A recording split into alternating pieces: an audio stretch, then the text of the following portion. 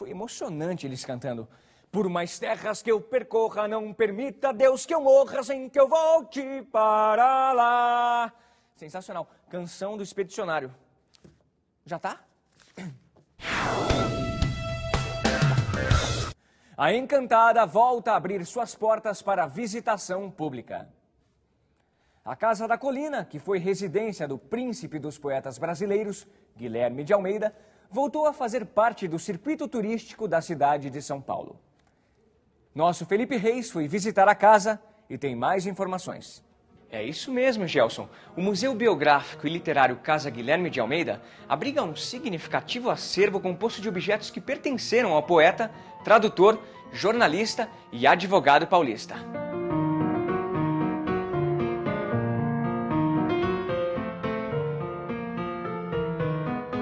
Guilherme de Almeida foi um dos mentores do movimento modernista brasileiro.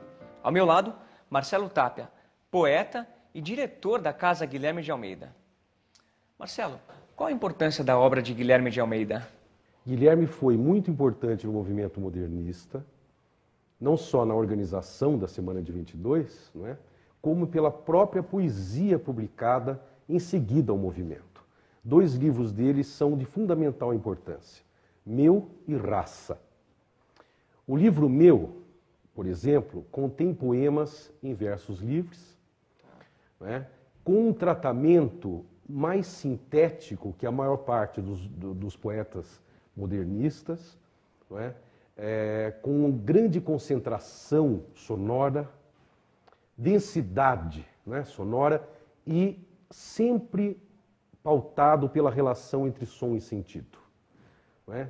O Guilherme explora, portanto, a concisão, a síntese, a modernidade.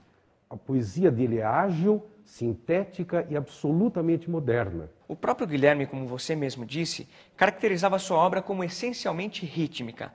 Ele definia a poesia como ritmo no sentir, no pensar e no dizer. E que ela é constituída de 3 elementos: palavra, ideia e ritmo. Você tem algum exemplo dessa poesia? Tenho exemplo, vou dizer, o ritmo é a base da poesia.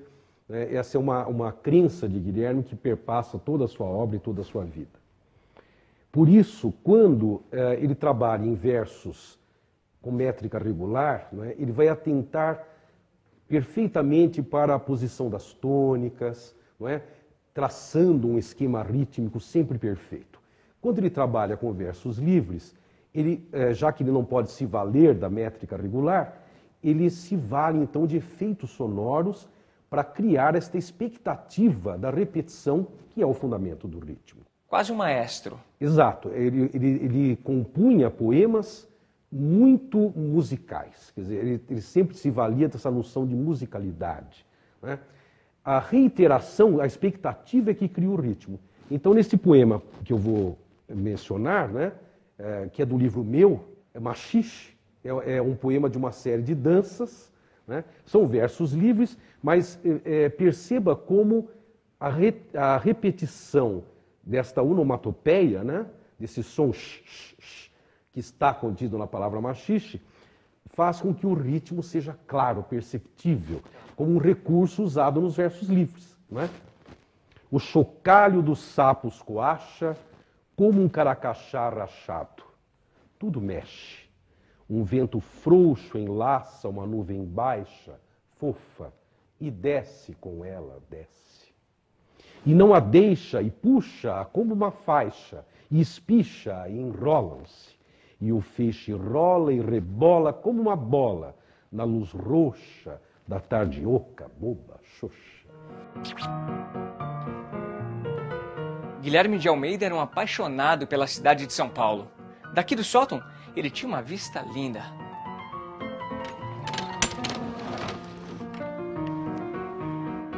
A gente tem que se ajoelhar para poder ver essa cidade. A vista continua linda.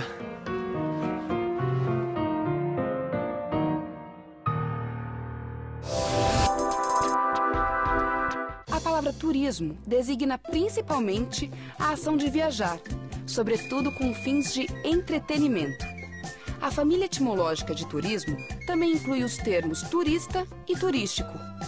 A origem é o inglês tourism, que derivou de tour, outra palavra inglesa, que significa viagem de recreio, de diversão ou excursão.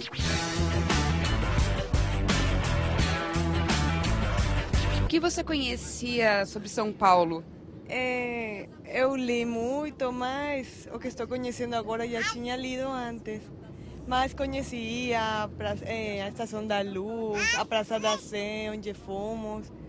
Um monte de coisas, mas não conhecia mesmo, só lindo e olhando. Achei interessante a Catedral da Sé, muito bonita. La arquitectura, muchas cosas coloniales, mucha construcción antigua, los parques hermosos, me ha gustado mucho la flora. Sí, hay bastante arborización en los lugares que arquitectónicos, ¿verdad? En los lugares antiguos de acá de la ciudad, las grandes catedrales, me gustó, lo que he visto me ha gustado muchísimo.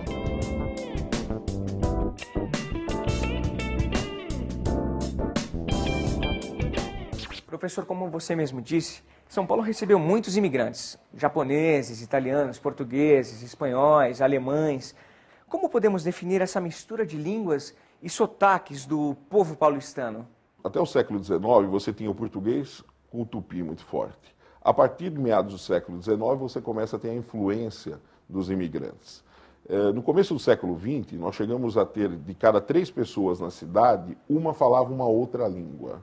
Então você imagina a mistura. Isso foi criando toda uma linguagem própria, né? E um sotaque próprio. Quando é mais ou menos por volta de 1960, com a vinda em larga escala dos nordestinos, a cidade ganha um novo tempero. Então aí você tem os imigrantes, olha, ficou o português, ficou o tupi, ficou as línguas que os imigrantes trouxeram, e aí você traz o nordestino, né? Ele vem a partir de 1950, vamos colocar essa data, em 60 em grande escala, e aí você passa a ter um novo sotaque na cidade, e a cidade vai ganhando um novo tempero. E a cidade não para, ela está em construção. Mas como o nordestino influenciou? Você tem algum exemplo? Com exemplos, com termos locais, né? Que acabam, as pessoas acreditando escutar, acabam o quê? Acabam pegando. E também hoje há uma distribuição, isso é interessante, nos bairros, onde você escuta mais termos nordestinos ou menos termos. Se você pega nas partes periféricas, é muito comum as pessoas usarem termos do Nordeste. Se você pega Higienópolis, por exemplo, você já não escuta tanto termos. Não é tão frequente. Não é tão frequente esses termos. Agora, recentemente, o que você tem? Nós temos uma enxurrada de termos ligados ao inglês e à informática.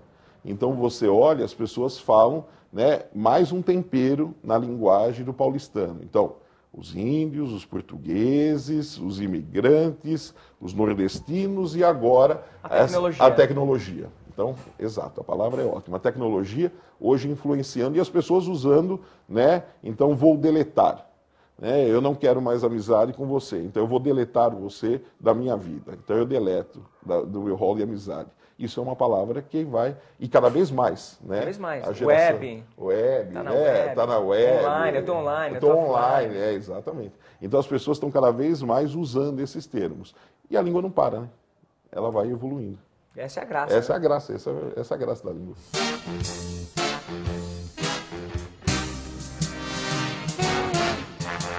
É sempre lindo andar na cidade de São Paulo.